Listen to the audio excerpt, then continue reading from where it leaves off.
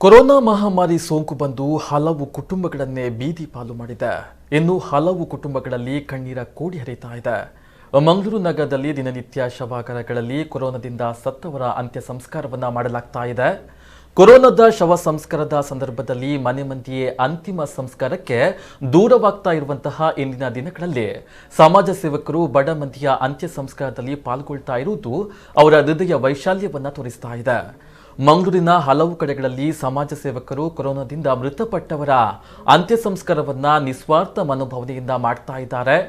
ಅದರಲ್ಲಿ ಪ್ರಮುಖರು ದೇರೆಬೈಲ್ ನೈಋತ್ಯ ವಾರ್ಡ್ ನಂಬರ್ 26ರ ಕಾರ್ಪೊರೇಟರ್ ಗಣೇಶ್ ಕುಲಾಲ್ ಅವರು.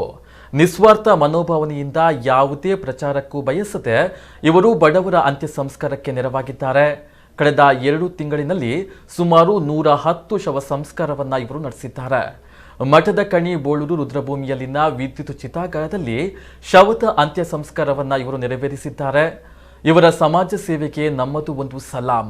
ಬಡವರಿಗೆ ಕೇವಲ 1-2 ಕಿಟ್ ನೀಡಿ ಫೋಟೋ ತೆಗೆದು ತಾವು ಸಮಾಜ ಸೇವಕರು ಎಂದು ಪೋಸ್ ಕೊಡುವ ಪ್ರಚಾರ ಪ್ರಿಯರ ನಡುವೆ ಗಣೇಶ್ ಕುಲಾಲ್ ಭಿನ್ನವಾಗಿ ಗಮನ ಸೆಳೆಯುತ್ತಾರೆ.